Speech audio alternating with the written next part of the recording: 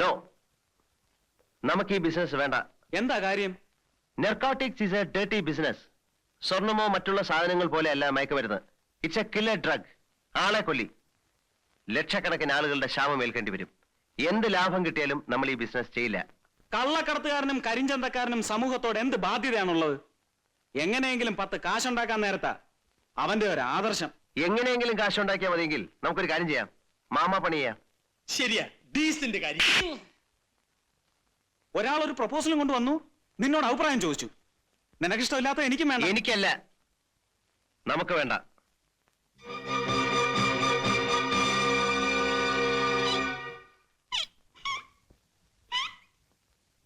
വേദനിച്ചോ? No, లేదండి. മരവിച്ചു പോയി, മരത്തുപോയണ്ടേ. അവനോടുള്ള ദേഷ്യം തീർത്തതാ. അവന് കിട്ടേണ്ടതായിരുന്നു. എന്നാലും കിട്ടിയത് എനിക്കാണല്ലോ. എടാ ചാണക്യ, ഈ സാഗറിന് എന്താ ഒരു മാറ്റം? അവൻ നന്നാവാൻ തീരുമാനിച്ചോ? എനിക്കത് നേരത്തെ തോന്നിയതാ. ഒരുത്തൻ നന്നാവുന്നതും നശിക്കുന്നതും പെണ്ണ് കാരണമാണെന്ന് കേട്ടിട്ടില്ലേ? ഇവിടെ സംഭവിച്ചിരിക്കുന്നു അതാ. അന്ന് വീക്കിലി ന്യൂസ് വന്നതിനെ കുറിച്ച് അവളോട് ചോദിക്കാമെന്ന് പറഞ്ഞപ്പോ എന്തവാ ജാക്കി പറഞ്ഞത്? പോട്ടേന്ന്. അതിന് അവനെ കുറിച്ചല്ലേ ന്യൂസ് വന്നത്? അതെ. അതുകൊണ്ട് ആർക്കാ നഷ്ടം? ജാക്കി എവിടെ ആർക്കറിയാം? അതിലെന്താ എഴുതിയിരുന്നത്? അധോലോക നേതാവും കള്ളക്കടത്തുകാരനുമായ ജാക്കിയുടെ സഹായം കൊണ്ട് മുഖ്യമന്ത്രി രക്ഷപ്പെട്ടു.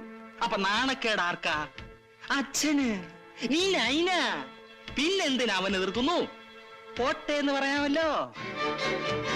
ശേഖരൻകുട്ടിക്ക് അറിയാമോ, ആ പെണ്ണ് എപ്പോ നോക്കിയാലും അവന്റെ വീട്ടിൽ തന്നെ. താൻ കണ്ടോ? കണ്ടോന്നോ? അന്ന് അവനെ വിളിക്കാൻ അവന്റെ വീട്ടിൽ ചെന്നില്ലേ? അന്ന് ഞാൻ ഈ കണ്ണുകൊണ്ട് കണ്ടതാ. എന്ത് കളിയും ചിരിയും ആയിരുന്നു രണ്ടുപേരും കൂടി. ഞാനൊരുത്തൻ അവിടെ നിപ്പുണ്ടെന്ന വിചാരമേ അവർക്കില്ല. ശേഖരൻകുട്ടി, തനിക്ക് ശക്തിയേ ഉള്ളൂ, ബുദ്ധിയില്ല. അത് അവന്റെ കയ്യില്ല. അവൻ ഇഷ്ടമില്ലാത്തത് കൊണ്ട് ആ ബിസിനസ് വേണ്ടെന്ന് വെച്ചാൽ അതിന്റെ നഷ്ടം ആർക്കാ? തനിക്കും കോശിക്കും. ആരാടാ ബിസിനസ് വേണ്ടാന്ന് വെച്ചത്? ശേഖരൻകുട്ടിക്ക് ബുദ്ധി ഉണ്ടോന്ന് കാണിച്ചു കൊടുക്കാം.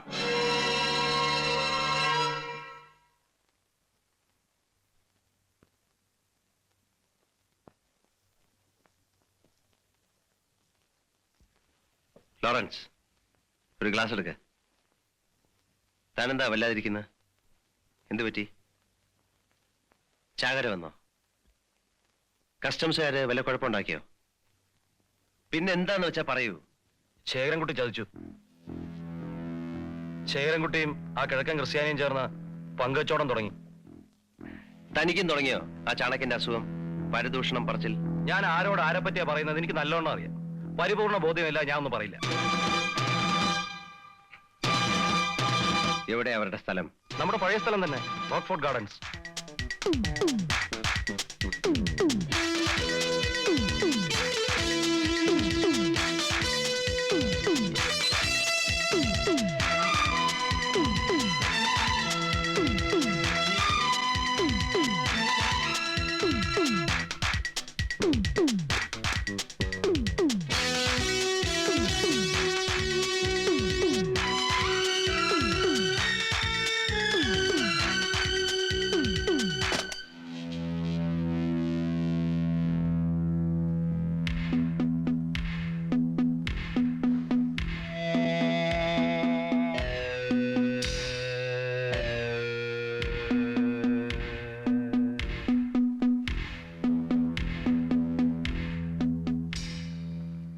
ഈ മീൻ്റെ അകത്തെ പണി കൊള്ളാലോ കോശ. ഇനി എന്തെല്ലാം പണി കിടക്കുന്നു.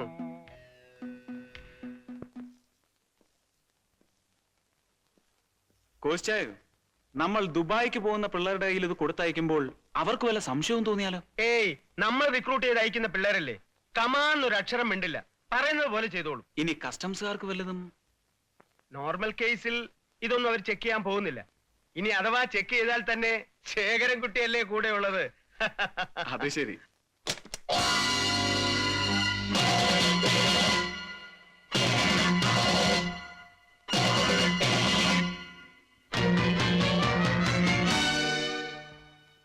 തീരെ പ്രതീക്ഷിച്ചില്ല അല്ലേ? എങ്ങനെയുണ്ട് പുതിയ പങ്കുവച്ചോടം? വഞ്ചനയും ചതിയും ഞാൻ വെച്ച് ഉറപ്പിക്കില്ല. ഇവിടെ ഒരു നിയമമേ ഉള്ളൂ, അത് നീ ആയിരുന്നാലും ശരി, ഞാനായിരുന്നാലും. നീ തന്നെ പറഞ്ഞ വാചകമാണിത്. പറഞ്ഞത് അബദ്ധമായി പോയെന്ന് ഇപ്പൊ തോന്നുന്നുണ്ട് അല്ലേ? ഞാൻ ആരെയും വഞ്ചിച്ചിട്ടില്ല, ചതിച്ചിട്ടുമില്ല. നിനക്കിഷ്ടമില്ലെന്ന് പറഞ്ഞുകൊണ്ടല്ലേ?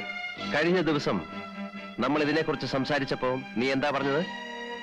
എനിക്കിഷ്ടമല്ലാത്തത് നിനക്കും വേണ്ടെന്ന് അല്ലേ? നട്ടലുള്ള ആളായിരുന്നെങ്കിൽ നീ അന്ന് പറയണമായിരുന്നു നീ ഇത് ചെയ്യുമെന്ന്. എനിക്കിപ്പോഴൊരു കാര്യം അറിയണം. നീ തുടങ്ങിയ പുതിയ ബിസിനസ് നിർത്താൻ തയ്യാറാണോ അല്ലയോ എന്ന്. നീ എന്നെ പേടിപ്പിക്കൊന്നും വേണ്ട. 4 കാശിന് വിലയില്ലായിരുന്ന നിന്നെ ജാക്കിയാക്കിയത് ഞാനാണ്. നീ ശേഖരൻകുട്ടിയെ ഒരു ചുക്കും ആക്കിയിട്ടില്ല. Don't try to boss me. നീ എന്റെ വലിയ സുഹൃത്താണെന്ന വിചാരം ഉണ്ടെങ്കിൽ അതം കളഞ്ഞേര്. You are only my business partner. ഇപ്പോഴെങ്കിലും പറഞ്ഞത് നന്നായി. നമുക്ക് പിരിയാം. Come on, we will part. ബുദ്ധിമുട്ടുണ്ട്. ഒരു സുപ്രഭാതത്തിൽ വന്ന് പാർട്ട്ണർഷിപ്പ് പിരിയണമെന്ന് പറഞ്ഞാൽ നടക്കില്ല. നടക്കണം, അല്ലെങ്കിൽ നടത്തും. ഇന്നു മുതൽ നിനക്ക് നിന്റെ വഴി, എനിക്ക് എന്റെ വഴി. ജാക്കി, യു വിൽ റിഗ്രറ്റ്. 32 ചേരിക്കാരുടെയും ആ പത്രക്കാരി പെണ്ണിന്റെയും പിൻബലത്തിലാണ് നീ ഇതൊക്കെ പറയുന്നതെന്ന് എനിക്കറിയാം. നാളെ സൂര്യൻ ഉദിക്കുന്നതിന് മുമ്പ് അവർ നിന്നെ തള്ളി പറയും. ശേഖരൻകുട്ടി, നീ മന്ത്രിയുടെ അല്ല ചക്രവർത്തിയുടെ മകനായാലും ശരി, നിന്റെ പെറുക്കിത്തരം നിന്നെ വിട്ടുപോകില്ല. I pity you bastard.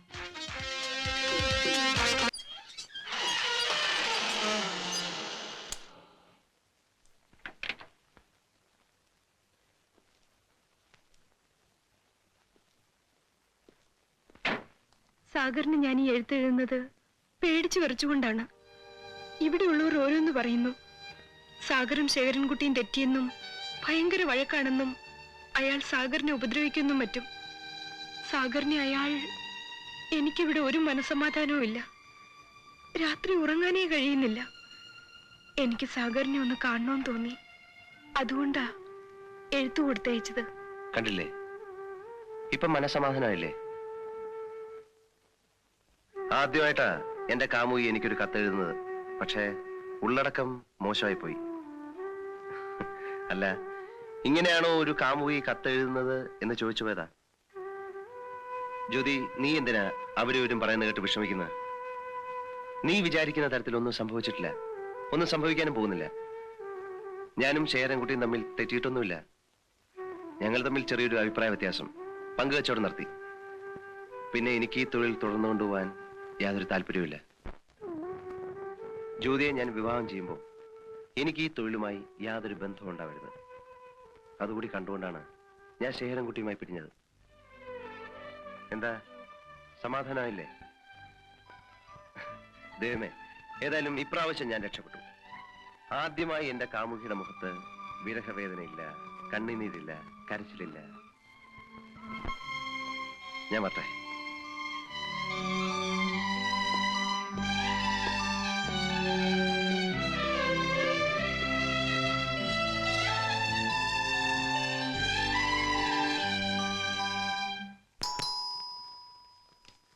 Yes.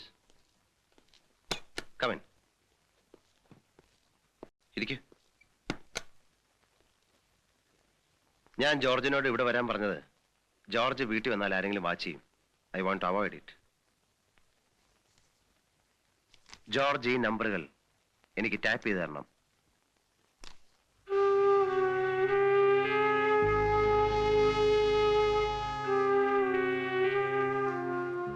ഇതിൽ സി എമ്മിന്റെ റെസിഡൻസ് നമ്പർ ഉണ്ടല്ലോ. ഉണ്ട്. ശേഖരൻകുട്ടി അവിടെയാണ് താമസിക്കുന്നത്. സി എമ്മിന്റെ പൊളിറ്റിക്സിലോ പേഴ്സണൽ കാര്യങ്ങളിലോ എനിക്ക് താല്പര്യമില്ല. ശേഖരൻകുട്ടിയുടെ ബിസിനസ്സിലും എനിക്ക് താല്പര്യമില്ല. എനിക്കെതിരായി എന്തെങ്കിലും നീക്കം ഉണ്ടായാൽ എനിക്കത് അറിയണം, അത്രേ ഉള്ളൂ. എന്താ, ജോർജിന് ബുദ്ധിമുട്ടുണ്ടോ? ഇതിനു മുമ്പും ചെയ്തിട്ടുള്ളതല്ലേ?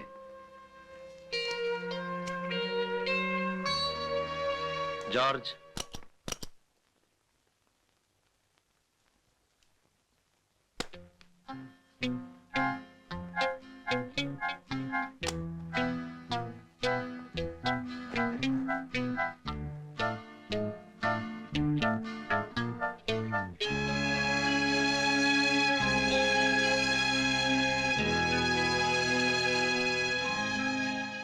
ജോർജിന് അത്ര ബുദ്ധിമുട്ടാണെങ്കിൽ വേണ്ട.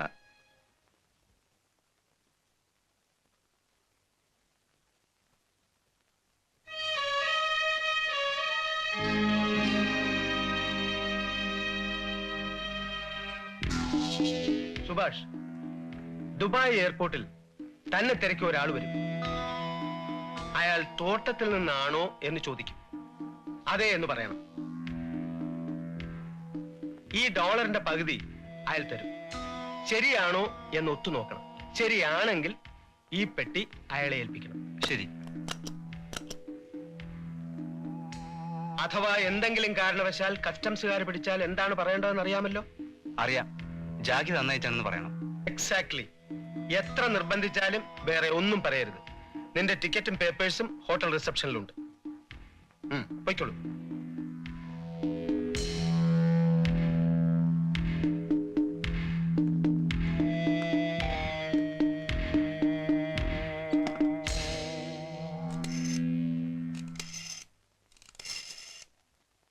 Special branch narcotic squad ചെയ്യാണോ?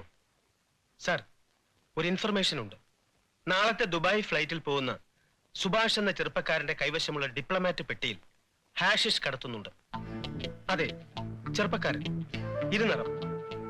Sorry, അത് പറയില്ല. സാറിന് സൗകര്യം ഉണ്ടെ പിടിച്ചാൽ മതി. കോസ്റ്റായോ, ആ ചെറുക്കൻ ജാക്കിയുടെ പേര് തന്നെ പറയുവോ അതോ രണ്ടെണ്ണം കൊള്ളുമ്പം പ്ലേറ്റ് മാറ്റി നമ്മുടെ പേര് പറയോ? കോശിച്ചായനെ കുറിച്ച് ശേഖരൻകുട്ടി എന്താ വിചാരിച്ചിരിക്കുന്നത്? ജാക്കി 1 കണ്ടാൽ ഞാൻ 10 കാണുന്നവന്. നാളെ ഈ സമയത്ത് ജാക്കി ലോക്കപ്പിൽ കമ്പി എണ്ണിക്കൊണ്ടിരിക്കും.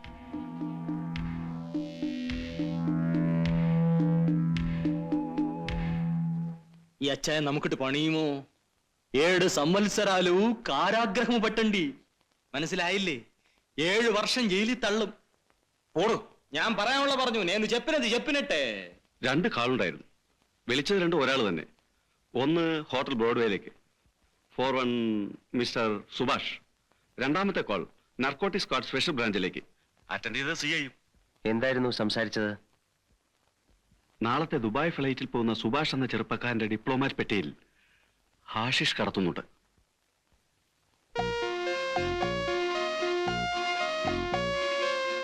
കോശി തന്നെ സാധനം കൊടുത്തയച്ചിട്ട് അയാൾ തന്നെ ആ ഇൻഫർമേഷൻ പോലീസിന് പാസ് ചെയ്യുന്നു. സ്പെഷ്യൽ സ്ക്വാഡുകാർ സുഭാഷിനെ പിടിച്ചാൽ അത് ആര് കൊടുത്തയച്ചെന്നവൻ പറയും? ജാക്കി നന്നായിച്ചാണെന്ന് പറയും. എക്സാക്ട്ലി. അവൻ അതേ പറയൂ ലോറൻസ്. അച്ചായന്റെ വളഞ്ഞ ബുദ്ധി പ്രവർത്തിക്കാൻ തുടങ്ങി. ഇനി നമുക്ക് തലവേദന കൂടിക്കൊണ്ടേയിരിക്കും.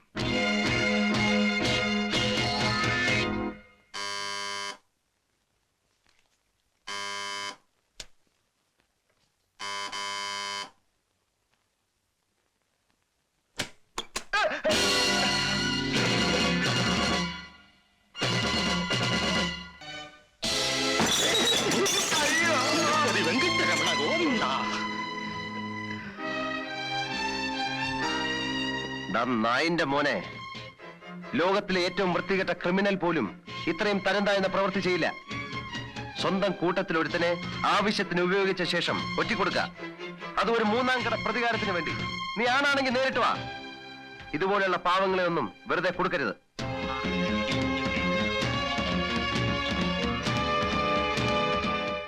ശേഖരൻകുട്ടി, നീ ഒന്നുറപ്പിച്ചോ, നീ ഈ നസ്രാണിയെ കണ്ട ദിവസം മുതൽ നിന്റെ അന്ത്യം ആരംഭിച്ചു കഴിഞ്ഞു. Now you start your count down.